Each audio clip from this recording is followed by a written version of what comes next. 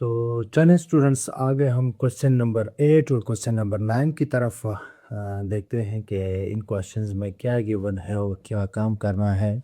यहाँ पे इस क्वेश्चन नंबर 8 में हमारे पास है 3a² into x square 8ab into x plus 4b²।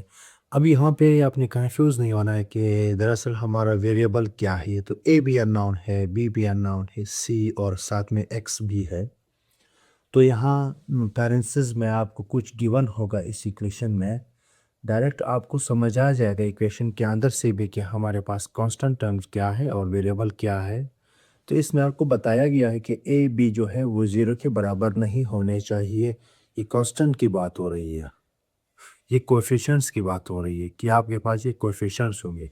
यानी ए क्या है, हमारे पास कोएफिशिएंट है। तो इधर एक क्या होगा, कोएफिशिएंट, इधर एक क्या है, कोएफिशिएंट। और साथ में बी की भी बात हो रही है कि बी भी कोएफिशिएंट है और ये ज़ीरो के बराबर नहीं होना चाहिए। ठीक है, क्योंकि हम जानते हैं हमारे पास जो जनरल क्वाड्रेटिक इक्वेशन है वो है ए एक्स का square plus B X plus C is equal to zero. इसमें भी होता है कि हमारे पास ए जो है एक्स स्क्वायर का जो कोएफिशिएंट होता है वो ज़ीरो के कभी भी नहीं होना चाहिए। अगर ये ज़ीरो के बराबर हो गया तो फिर ये क्वाड्रेटिक नहीं रहेगा। ठीक है, तो इसलिए बता रहे हैं कि ये जो कोएफिशिएंट है ए स्क्वायर, इस गिवन इक्वेशन में ये ज़ीरो के बराबर नहीं होना चाहिए, नहीं तो ये एक्स स्क्वायर गायब हो जाएगा, ज़ीरो हो जाएगा, फिर ये क्वाड्रेटिक इक्वेशन नहीं रहेगी। ठीक है, मज़ीद जाके सॉल्व करते हैं क्वेश्चन को। ठीक है, हमारे पास यहाँ पे देखते हैं क्या आता है।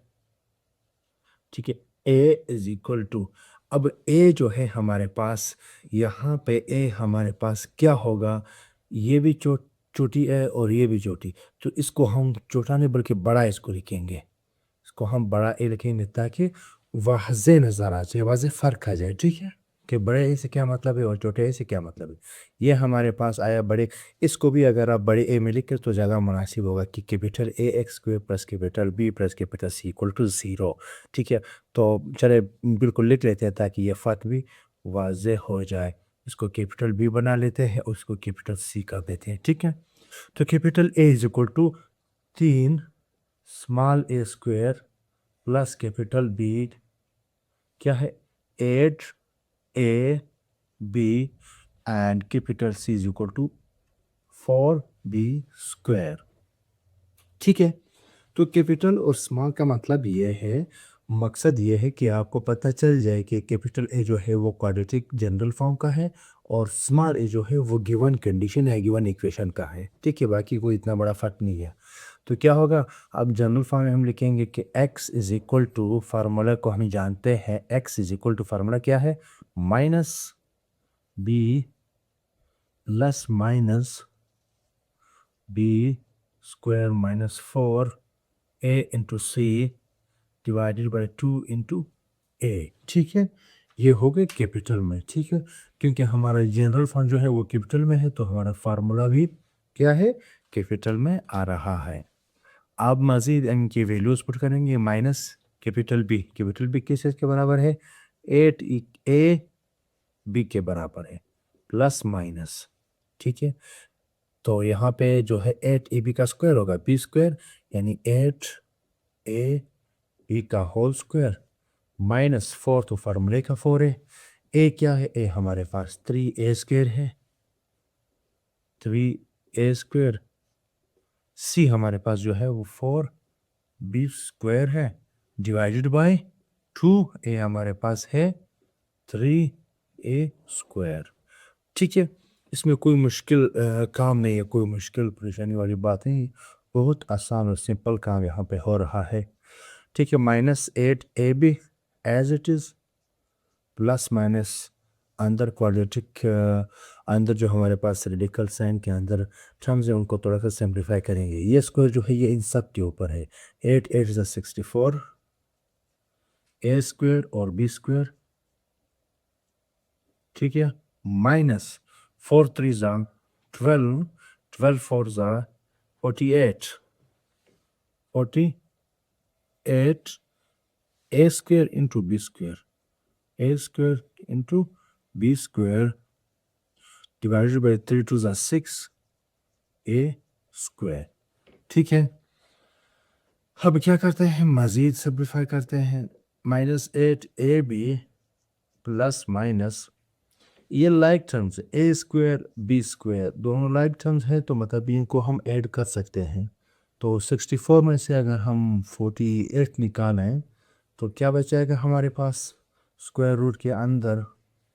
ठीक है, ये हो गया 14, 14 में से 8 किया 6, और ये 1, 1 में से 4 गया 16 a square and a b square divided by 6 A square.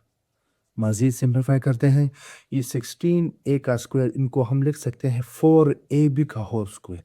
हम यहाँ पे सिंप्लीफाई करेंगे, -8ab प्लस माइनस इसको लिख सकते हैं 4 ए बी का whole square divided by 6 A square.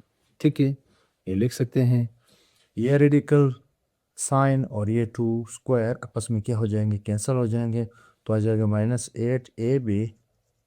-8ab plus minus 4ab divided by 6a square. अब क्या है हमारे पास, प्लस को अलग लिखेंगे और माइनस को अलग लिखेंगे ताकि हमें दो रूट्स हासिल हों। हमारा काम दो रूट से है तो हम लिखते हैं इनको अलग अलग।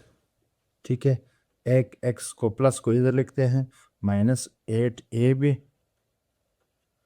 Plus 4ab